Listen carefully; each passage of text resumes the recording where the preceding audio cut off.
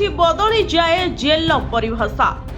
ବନ୍ଦ ଅନ୍ଧକାରମୟ କୋଠରୀ ନୁହେଁ, ସଫା ସୁତରା ପରିବେଶ ସାଙ୍ଗକୁ ଚକଚକ କରୁଥିବା ମାର୍ବଲ ଚଟାଣ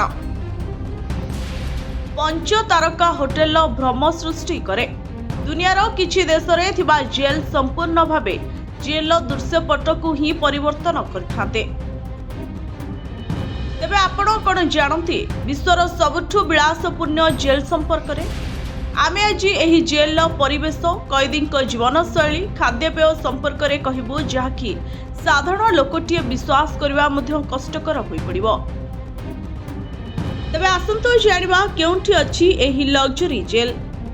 ନରୱେର ହେଲ୍ଡନ୍ ଜେଲ୍ ଦୁନିଆର ସବୁଠୁ ଆଧୁନିକ ଜେଲ୍ ବୋଲି କୁହାଯାଏ। ଏଠାରେ କଏଦୀଙ୍କ ଲାଗି ସଙ୍ଗୀତ ଷ୍ଟୁଡିଓ, ଲାଇବ୍ରେରୀ, ଖେଳକୁଦ ପାଇଁ ବିଶେଷ ବ୍ୟବସ୍ଥା ରହିଛି। ପ୍ରଶାସନର କହିବା ଅନୁସାରେ ଏପରି ସମ୍ମାନଜନକ ସୁବିଧା ପ୍ରଦାନ କରିବା ଦ୍ୱାରା କଏଦୀଙ୍କ ବ୍ୟବହାରରେ ବିଶେଷ ପରିବର୍ତ୍ତନ ଆସିଥାଏ। ସେହିପରି ସ୍ୱିଡେନର ସୋଲେଣ୍ଟୁନା ଜେଲ୍ ମଧ୍ୟ ଏହି ବ୍ୟବସ୍ଥାକୁ ଆପଣାଇଛି।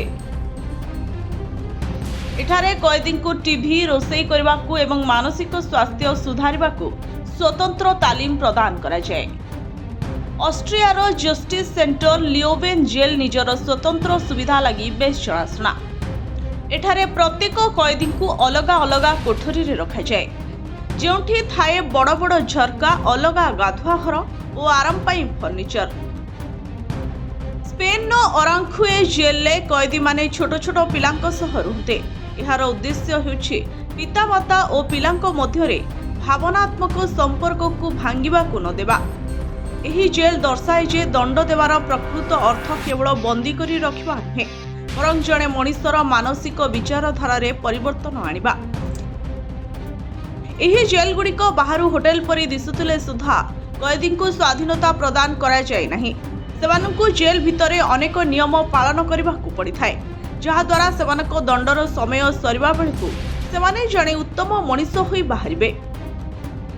ମାତ୍ର ବାହାରୁ ଏମିତି ହୋଟେଲ ପରି ଜେଲ୍କୁ ଦେଖିଲେ ସାଧାରଣ ଲୋକଟିଏ ଆଶ୍ଚର୍ଯ୍ୟ ହୋଇପଡ଼େ। ବ୍ୟୁରୋ ରିପୋର୍ଟ, ସ୍ୱର୍ଣ୍ଣ ନ୍ୟୁଜ୍।